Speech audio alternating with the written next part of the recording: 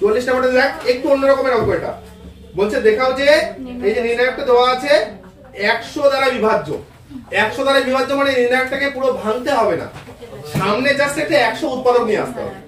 আমরা সামনে যদি একটা 100 উৎপাদক নিয়ে আসতে পারি তাহলেই হয়ে গেল। হ্যাঁ, তাহলে 100 দ্বারা বিভাজ্য। এখানে কি দেওয়া আছে চুকে নে। 44 কত আছে বল? a স্কয়ার প্লাস 10 তারপরে ab ac ac তারপরে ab b square plus 10 b square plus 10 bc আবার ac ac bc bc c square plus 10 c square plus 10। আচ্ছা বল তো প্রথমে কিভাবে করা উচিত এটাকে? দেখ এই অবস্থায় যদি আমরা যোগ বিয়োগ করি আলটিমেট লাভের লাভ কিছু পাচ্ছি না। দেখ হ্যাঁ কমন নিব। হ্যাঁ তাহলে কি দেখ এই বরাবরে সারির থেকেও হবে কলামের থেকেও হবে। ঠিক আছে, সারি স্তম্ভ দুটোতেই হবে। আমরা এই বরাবর কথার কথা নিয়ে নিলাম a কমন, এই বরাবর কি b, এই বরাবর c। তাহলে c1 থেকে a, c2 থেকে b আর c3 থেকে হচ্ছে c কমন নিয়ে পাই। তাহলে কমন নিয়ে কি পাচ্ছি বল? আচ্ছা তাহলে সামনে হয়ে যাবে a b c কমন নিচ্ছে যেহেতু, তাহলে হয়ে যাবে a প্লাস 10 বাই a আবার কত b আবার c, তাই না? কয়টা কত হবে? এখানে b কমন নিচ্ছি, তাহলে a b plus 10 by b আবার কত c, আবার এটাতে c কমন নিচ্ছি a b আবার c প্লাস 10 বাই c। তাহলে কি লিখবো? c1 থেকে কমন নিয়েছি, তাহলে c1 থেকে r1 থেকে নিলেও হতো। হ্যাঁ কত হচ্ছে a, c2 থেকে b ও c3 থেকে c কমন নিয়ে পাই।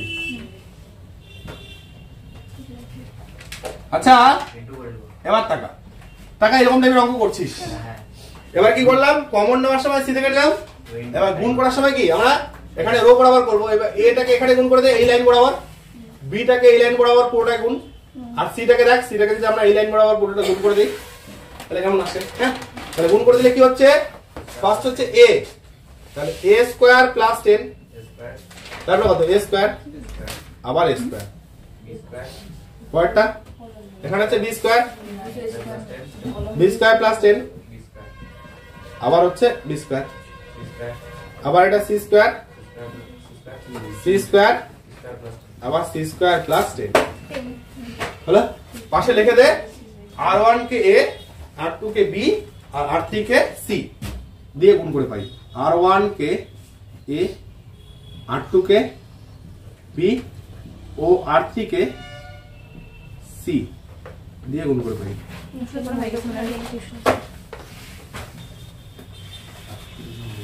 হলো। আচ্ছা তাহলে এবার আমরা এখানে তিনটাকে যদি একবারে যোগ করে দেই, এটা যোগ এটা যোগ এটা, তাহলে একদম ভেঙে দিচ্ছি, তাহলে হচ্ছে 10 plus a square b square c square, এখানেও তাই দেখ 10 a square b square c square.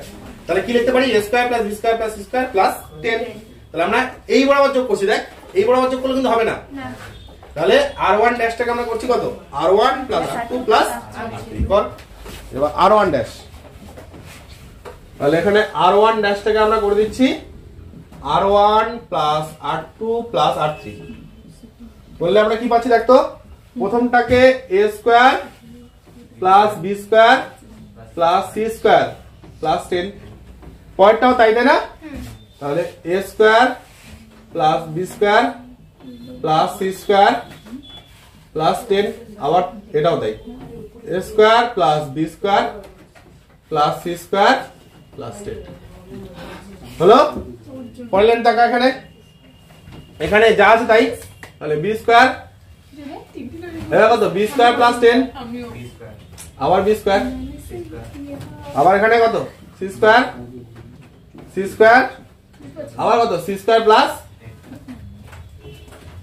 c square plus 10। হ্যাঁ এরকম পাচ্ছিস।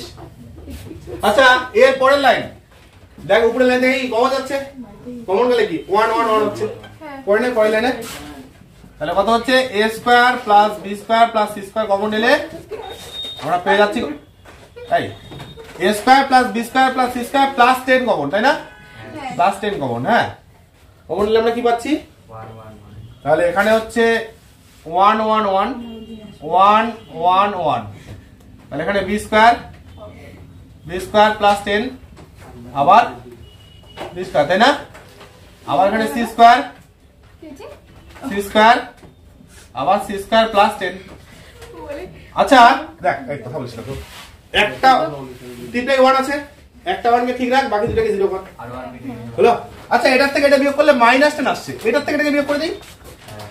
তাহলে C2 থেকে আমরা C1 কে বিয়োগ করে দেই, আবার C3 থেকেও C1 কে বিয়োগ করে দিই। হ্যাঁ, তাহলে পরের লাইনে তাহলে কি হচ্ছে এখানে a square plus b square plus c square plus 10 থাকলো হচ্ছে।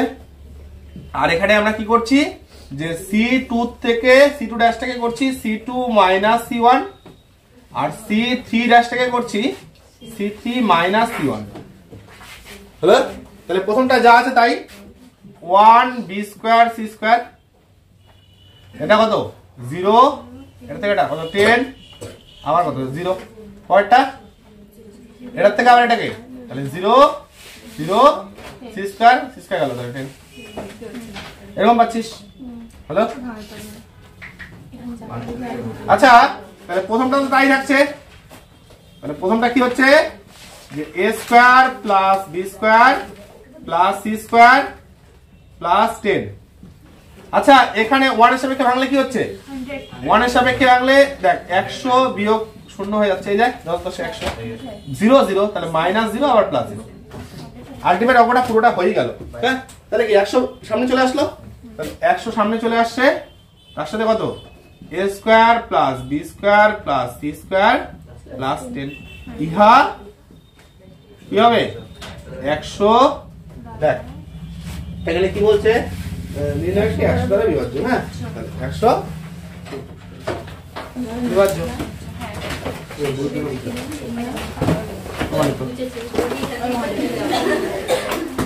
হলো? তাহলে যেগুলো কাজ থাকলো বাড়ির ভালোভাবে করবি।